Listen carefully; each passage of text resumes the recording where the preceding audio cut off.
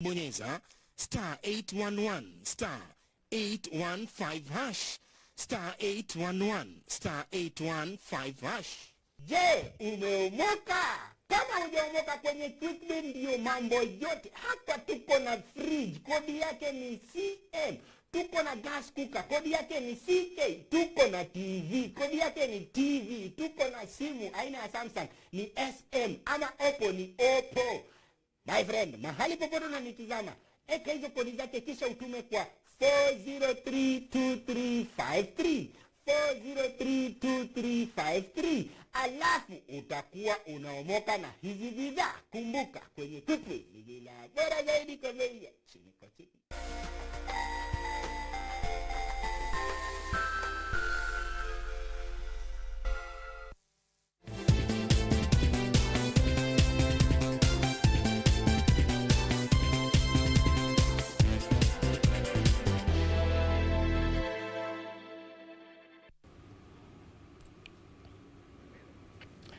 Good afternoon, a very warm welcome to this live broadcast. This is Channel 1 Lunch Team News. My name is Irene Muchuma Odim. My co-anchor on sign language interpretation is Lucy Mwaura. It is the 15th day in the month of April 2021, the fourth day on the Maraga succession interviews at the Supreme Court. My colleague Benson Chumba is on the trail. Today, Justice Marete Njagi is facing the Judicial Service Commission. And before that, we had Said Chitemwe on day one. We also had Kameri Mbote. And yesterday, we had Martha Kome. All this trying to make their way to the Chief Justice position. They try to convince the Judicial Service Commission and explaining why they are fit for the seat. And right now we are heading straight to the Supreme Court and listen in on the events. Framework would you have, would you recommend? With staff, these are human beings, these are persons. Yes. You would have to be very kamhadi, very cordial, etc. So that you get to win them. I talked about winning them or buying them. Yes. When they are with you, they'll be able to get back to Kenya and make Kenya happy. When an eventuality like yours comes, and they must be there because we are diversified, we are human beings. Our capacities, work is a gift. You're gifted to work ABC.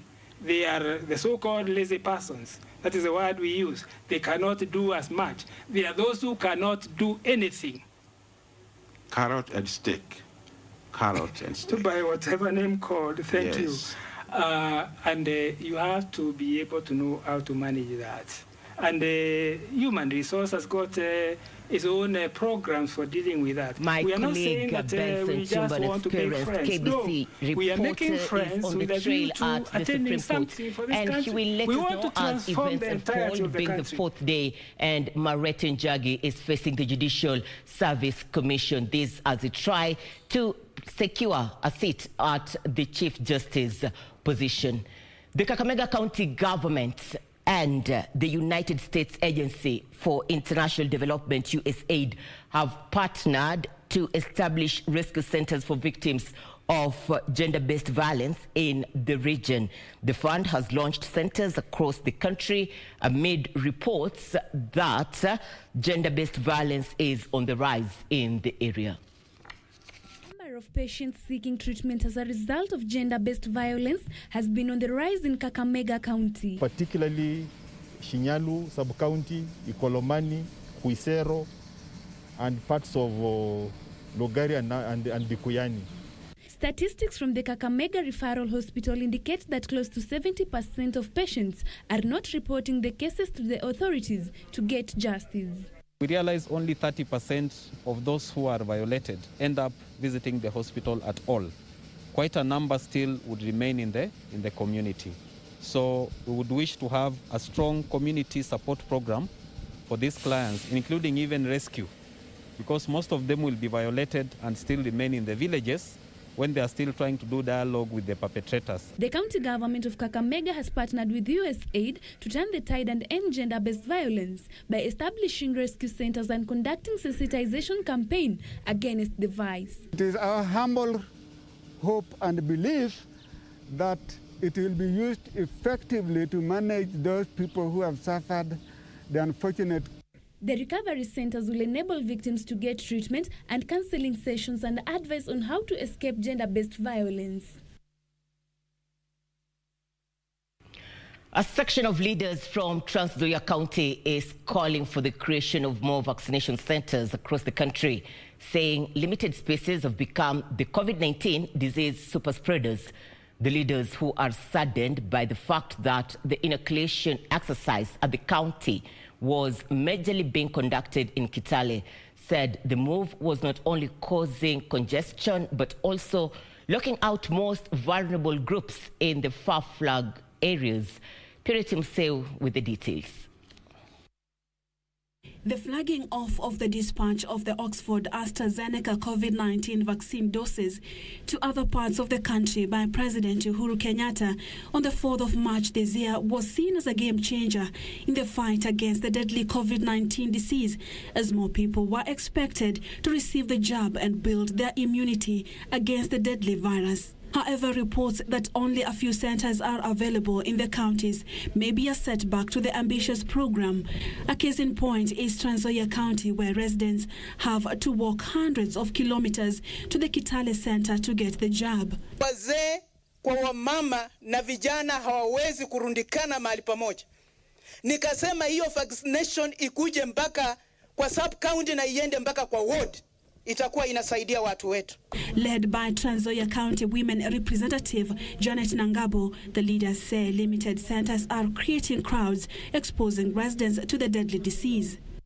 Wanaposema kwamba tukuwe na social distance, wacha nikuambie, sio ati unafananisha ama iko hivi na hivi. Introduction of mobile vaccination, they say, will help reduce congestion, as is currently the case, and help reach more people in the remotest parts of the region. Kama juzi mimi nimekuwa kule mahali penye wanapatiana chanjo, nikapata watu karibu 2,000 wamefinyana kwa line. Hapo si ni corona direct? Ndio posa tunasema kwamba wacha hiyo madawa ya corona ambayo yako kule Kitale yasambazwe ikuje vijijini kwa mahospitali za hapa ndani, ili watu waweze kupata hiyo injection hapa. Tusitoke hapa tuende Kitale kutafuta hiyo vaccination. Purity Musea, Channel 1 News. Muslim faithfuls across the country have been urged to strictly observe the COVID-19 protocols during this holy month of Ramadan. National Chairperson of the Supreme Council of Kenya, Muslims Hassan Olenado, appealed to Muslims to be vigilant in following the outlined protocols by the Ministry of Health to curb the spread of coronavirus. At the laying of a foundation for a new mosque in Shatuka area, Transmara West Sub-County, National Chairperson of the Supreme Council of Kenya Muslims, Hassan Olenado, appealed to the Muslims to uphold regulations set by the government to contain spread of COVID-19. Waomba watu wote waweze kuzingatia maagizo ya Wizara ya Afya ili kujiweza kujihifadhi kwa ugonjwa wa corona. Olenado further appealed to the Muslim faithful to use the holy month to pray for populations affected by the disease which is spreading fast in the world. Hii ni ibada tunafanya sisi. Kufanya kazi kwa mwezi wa Ramadhani ni ibada. Na tuwaomba Waislamu kila mahali wakumbuke Kenya, tujiombee, tuombee nchi, tuombee dunia, Mwenyezi Mungu atuondolee mazito ya magonjwa ya corona. At the same time, he said the new mosque in Shatuka will be beneficial to many Muslims in the area who had to trek for long distances to get a place of worship. The religious leader also called on the government to distribute relief food to many Kenyans from vulnerable communities who are facing starvation during this third wave of COVID-19.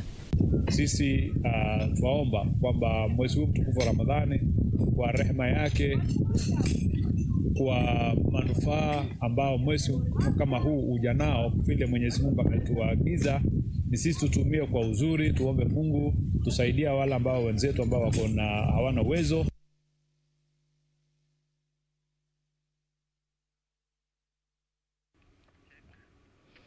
Stakeholders in the tourism sector in Malindi sub-county have expressed concern about the manner in which people are dumping waste at the gateway to the Malindi Marine Park.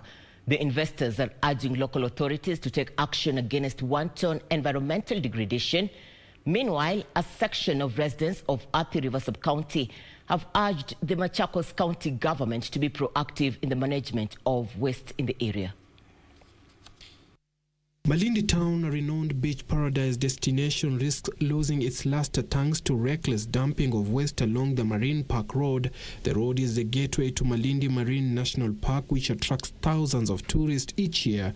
You see plastic everywhere. This is a big pollution and also a shame for all the tourists. They can come here and rent and buy all the beautiful villas of Malindi and enjoy the fabulous marine park. Stakeholders in the tourism industry say the filth is having its effects on local and international tourism. I really ask the reinforcement of the Waste Management Act, because all the citizens are supposed to be responsible of their garbage.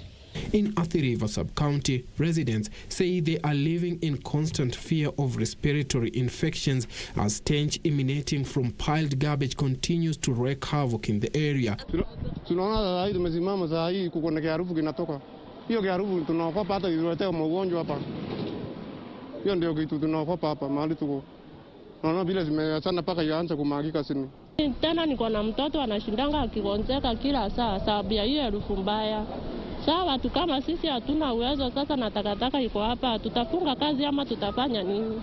The locals have accused the Machakos County government of negligence despite their continuous public pleas. Kwa hivyo kama wakazi wa Mlolongo tumeathirika sana na hii uchafu, na wenye wanahusika na hii takataka tunaomba wakuje watoe mara moja haraka iwezekanavyo. Shida yetu mnaona hii takataka venye iko hapa mingi, tunashindwa hii serikali inafanya nini? Sauli tulichagua watu wako na majukumu. Kama mtu ameshindwa na kazi yake, achie mwingine afanye. Athi River Sub-County Administrator Salome Musyoka has however accused the Mavoko municipality of sleeping on the job. Suleiman Yeri, Channel 1 News. Glad you're watching Channel 1 Lunchtime News. Thursday it is, the day we give more focus on business news. When we return, we'll be letting you know what you need to know in the world of business and many more. Stay with us.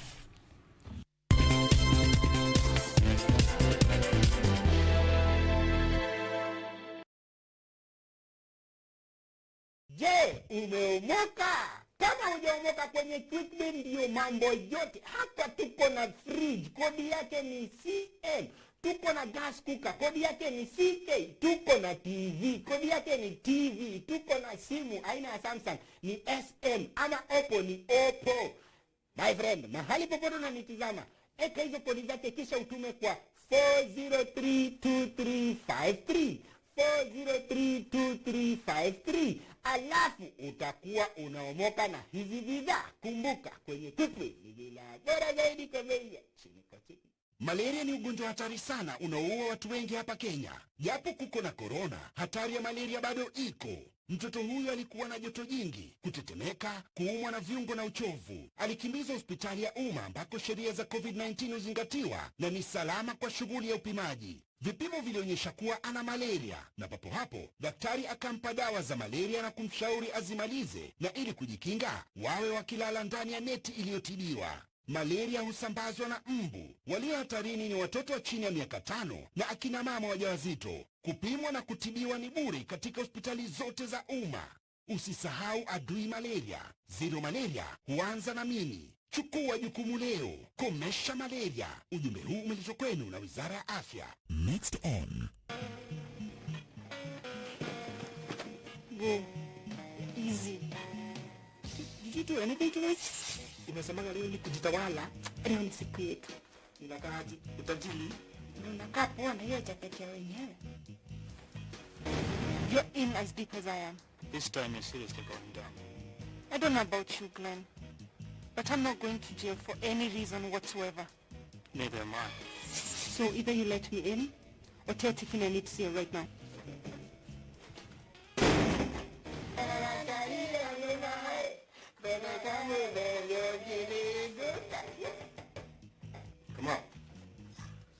Nini inaendelea?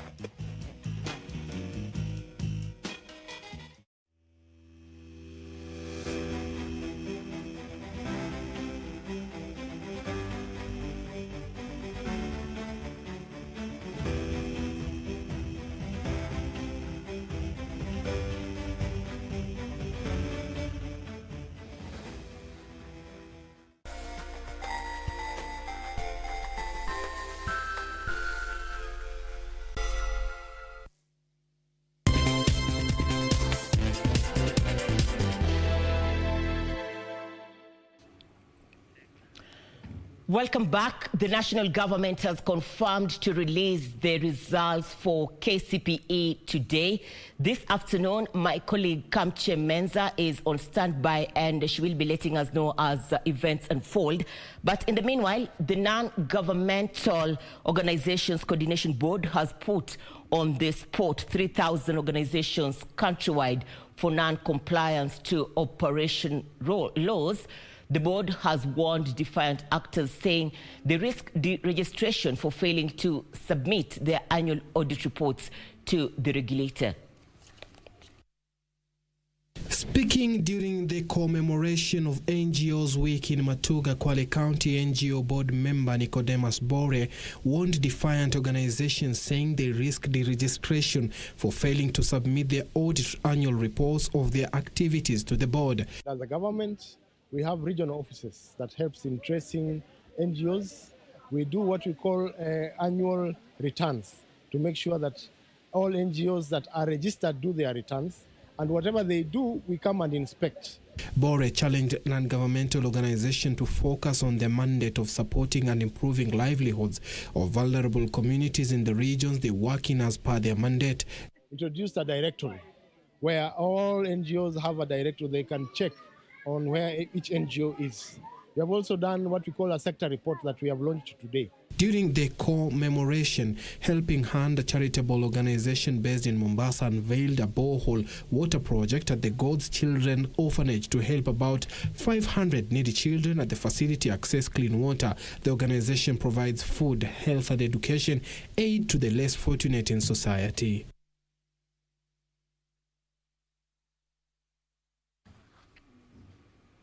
A section of residents of ISIOLO County has threatened to seek legal redress over a proposal to expand wildlife conservancies in the region.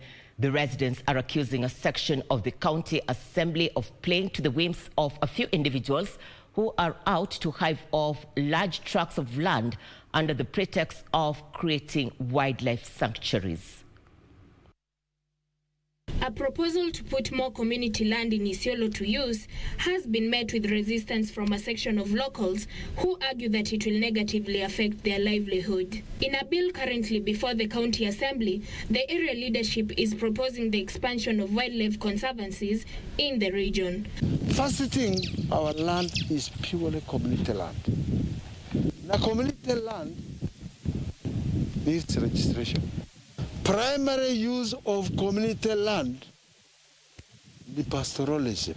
80% of the population living in ISIOLO depend on livestock rearing. Sasa sisi primary yetu ni hiyo. Na sisi sasa kwa kuleta mambo zingine, land use zingine kama hii ya conservancy. Sasa tuna jump ile ingine, ardhi yenyewe haijakuwa yetu. Kwanza ardhi iko yetu, then community will decide what kind of land use other than pastoralism tunaweza kukubali. The group says that the bill must be subjected to adequate public sensitization and participation before it becomes a law. We are wondering why our MCAs, our leaders, are rushing to conservation when, as some of our speakers have already stated, that we have our own lifestyle and livelihood, which is livestock. which according to CIPD provide 80%. 80% of our people depends on livestock. We have nothing to conserve. If there is conservation, we have already enough parks, and has also been said, wildlife issue is not fully devolved. It is under national government. ISIOLO Assembly should drop it. We've petitioned it. The group has called for the registration of community land and public discourse on whether the region needs more conservancies. ISIOLO currently boasts of the Buffalo Springs, Shaba, and Bisanadi game reserves, which occupy an estimated 1,000 square kilometers. Reporting for Channel 1 News, I'm Jacinta Nyambura.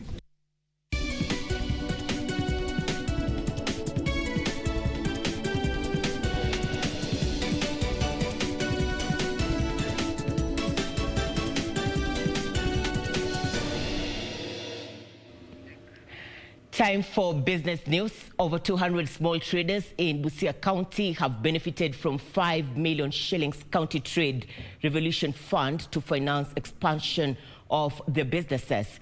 Busia Governor Sospita Ojamong says the devolved unit is working on increasing the kitty from the current 5 million shillings to 70 million shillings in order to have a bigger impact. Access to capital remains a key challenge for most micro and small businesses, most of which do not survive past their 5th anniversary. To address this, Busia County government introduced a County Trade Revolving Fund to help small businesses grow and expand their ventures. County tunasema tutatumia idara yetu kama ya trade kuwapatia mafunzo. Tutakuwa tukiwafuatilia kupatia mafunzo ili waweze kuelewa namna vile watafanya biashara na kurejesha hii pesa. Nimepata hiyo 20,000, nashukuru Mungu, naenda kuongeza kwa biashara yangu. Natumai kwamba nitaongeza wengine wakati ukifika. Elsewhere, Absa Bank Kenya has launched the Absa Asset Management Limited, a subsidiary of the bank that will offer fund and wealth management solution for its customers. The firm's officials say the new subsidiary fits in well with the bank's growth strategy and ambitions of being a fully-fledged financial institution, which offers more diverse financial solutions beyond banking across the region. Briefly, we are coming to market to showcase and offer 3 broad propositions to our customers: an institutional proposition, which we target to offer fund management services to pension funds, insurance firms, and other institutions which might need the services of a fund or asset manager. We'll be listening to the needs of investors on what they're trying to achieve and advising them on how to allocate their money in investment asset classes. The asset classes that we hope to provide exposure to investors to range from listed stocks, to treasury bills and bonds, to corporate bonds, to private equity funds, to both onshore and offshore. The new offerings will be rolled out in 3 phases, including institutional, retail, high net worth propositions, with the institutional proposition currently live. Terry Njenga, Channel 1 Business. The government is banking on procuring and distributing GMO cotton seed and pesticides to up to 200,000 farmers in 23 counties in efforts to grow cotton production 10 times to 200,000 bales in 2022. And as Steve Maina reports, farmers are optimistic of harvesting and earning more cotton from millers. This as the Eldoret-based Rivertex hope to produce higher quality fabrics.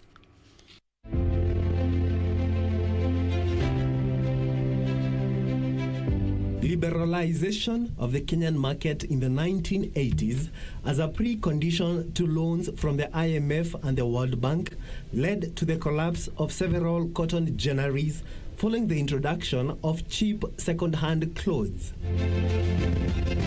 This spelled doom for thousands of cotton farmers who abandoned cotton due to the lack of a market or low producer prices for the cotton lint. Farmers in Kenya have been harvesting an average of 5,300 tons of lint cotton against a demand of about 38,000 tons, with the deficit being imported from neighboring countries. However, In December 2019, the cabinet approved controlled farming of GMO cotton for commercial purposes following successful field trials conducted over a period of 5 years. Pamba ilikuwa hiyo pamba ilikuwa wakulima walikuwa wameacha kulima kwa sababu haikuwa na soko. The government in March last year identified 1,000 farmers in 6 counties to receive the country's first GMO cotton seed. The target is to have about 200,000 farmers involved in commercial production of GMO cotton by the year 2022 and grow production 10 times from the current 20,000 bales to 200,000 bales of cotton. Farmers are tipped to harvest and earn more from the GMO cotton, which is said to have a higher germination rate, early maturation, and a resistance to common pests, while the millers are assured of a high quality lint. Kenya ilikuwa na gineries 24, sasa hivi tuko tuna 4. Sasa serikali wameanza pia kuanzisha hiyo machineries so that watu wakulima wa pamba wanaweza kupeleka kwa soko yenye iko tu karibu hapo. Among buyers for such GMO cotton is the Eldoret-based Rift Valley Textile East Africa Limited, Rivertex. Kuna watu wengi sana walikuwa wanashughulika mambo ya pamba. Na sasa tunasahii wakati huu tunawapatia mbegu bure na tunawapatia dawa bure wakulima. So tumeanza sasa kusaidia wakulima kwa sehemu ya makauntis 24 kuanzisha kupanda pamba. Tuko na uwezo wa kutoa kilo 3,000 kwenda 4,000 ya usi ikitegemea na kaunti ile tunarun. GMO cotton is currently planted in 15 countries globally on land measuring 24 million hectares.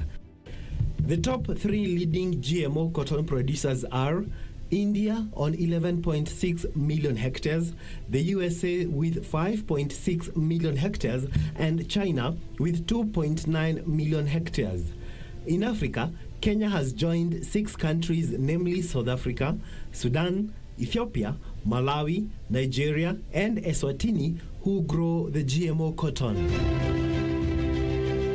Reporting for Channel 1 Business, my name is Steve Maina. Thank you, Steve, for that report. Now, across the borders, the U.S. government is set to issue a wide range of sanctions against Russia in retaliation for cyber attacks aimed at the U.S., including alleged interference in the 2020 presidential elections. The sanctions, expected as soon as Thursday, target more than 30 Russian entities and include the expulsion of at least 10 individuals from the U.S. Here are the details of this and other stories from across the borders.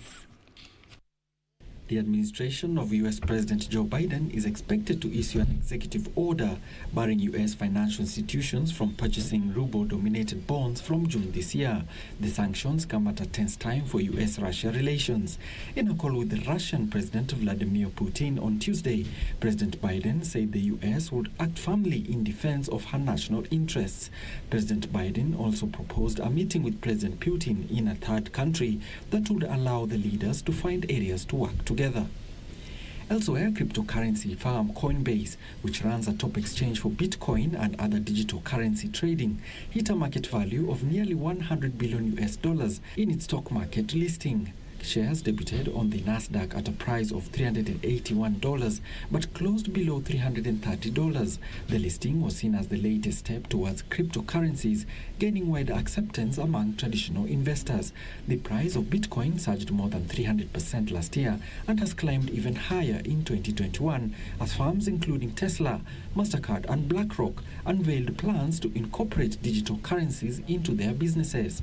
It hit a record of more than $63,000 on Tuesday, ahead of the Coinbase listing.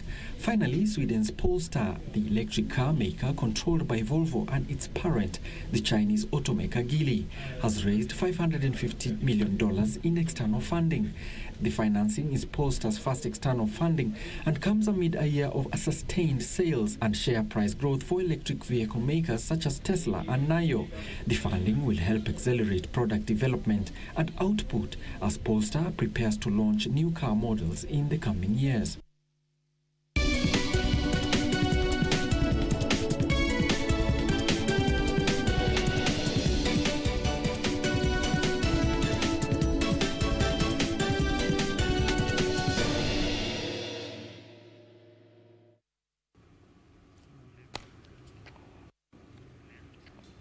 Education Cabinet Secretary Professor George Magoha is this afternoon expected to announce the results of this year's Kenya Certificate of Primary Education examinations.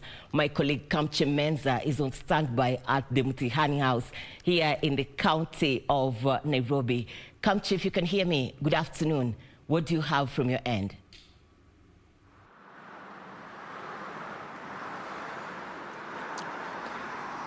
Good afternoon to you, Irene Muchuma Odim. They are back in studio. Like you said, we are coming to you live from Dennis Pritt Road, right outside Mitihani House, where this afternoon the Cabinet Secretary for Education, Professor George Magoha, is expected to release the Kenya Certificate of Primary Education exam results that were concluded on 24th of March. Remember, the exam started on 22nd of March.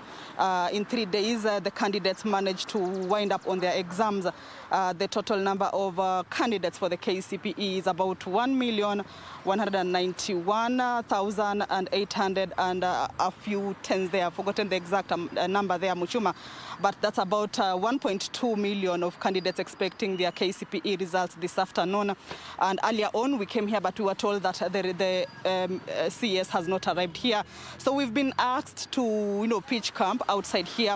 And immediately the CS arrives, of course, we will be allowed to go in. And basically, that is it from here. We are outside here. And anytime that the CS arrives, we will be able to go in so that he will be able to announce to the nation the results of these KCPE candidates. Remember, this is the first lot that has been affected. The education calendar was affected in the wake of the COVID-19, and this is the first batch that actually did the KCPE, their national exams, in the month of April. Remember, most exams are usually done, most of the national exams, especially for KCSE and KCPE, are usually done at the end of the year, where beginning of the next year, the candidates get their results and, of course, start on the next stage of their learning.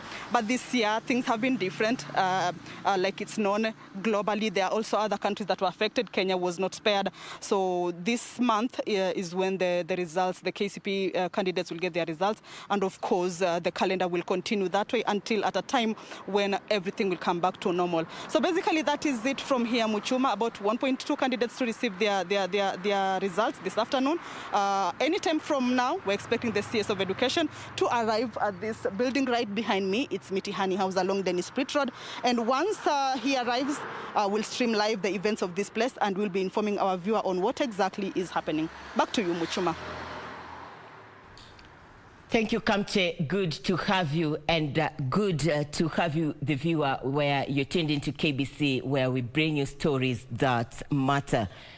Time for sports news. KCB women volleyball team has pulled out of the upcoming African Club Championship set for 19th of this month to 1st of next month in Sousse, Tunisia.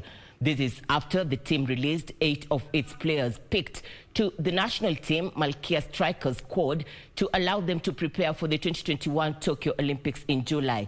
The players, Captain Noel Murambi, Masi Moim, Edith Mukuvilani, Sharon Chepchumba, Jemima Shangu, Violet Makuto, Leonida Kasaya and Immaculate Misoki have been training with fellow national team players at the Kasarani Indoors Arena under the guidance of Coach Paul Bitok and Jafeth Munala, who are also part of the coaching staff.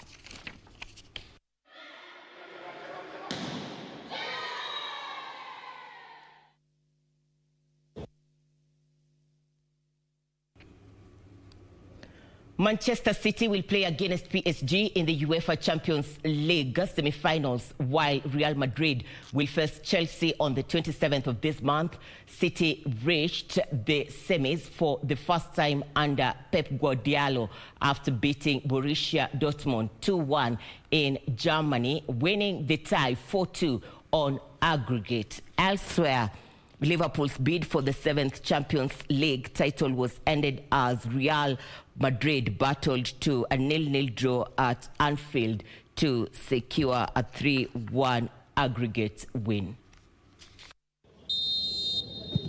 Bjorn Kuipers blows his whistle and off we go. Liverpool's UEFA Champions League campaign ended in disappointment as Real Madrid kept Jurgen Klopp's side at bay in a goalless draw at Anfield.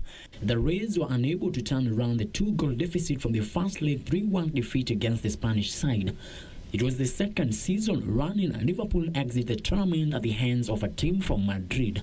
In Germany, Pep Guardiola's side reached the semi-finals after a 4-2 aggregate win over Borussia Dortmund after 3 successive exits at the last 8 stage of the Champions League. City came from a goal down to beat Dortmund 2-1 on the night and book a place against Paris Saint-Germain. And now has a problem. Haaland tees up the shot.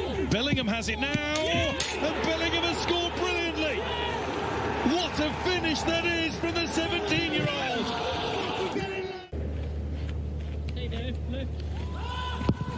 And Mahrez fires in emphatically.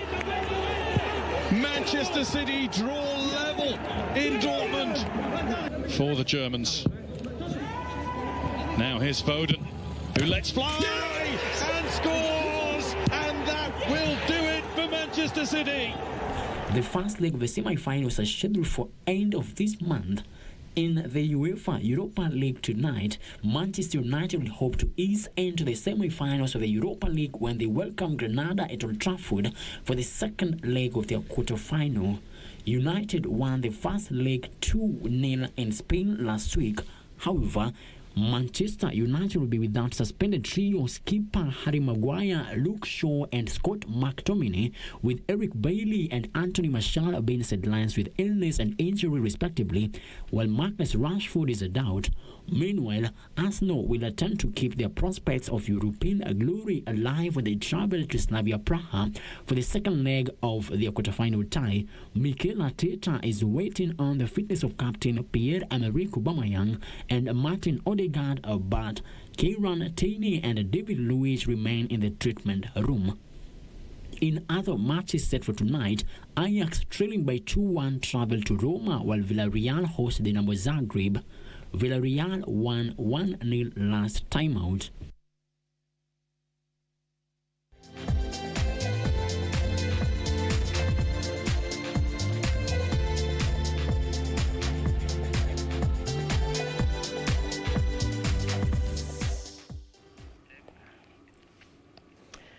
Glad you have kept it KBC Channel 1. We have come to the close of Channel 1 Lunchtime News. A recap.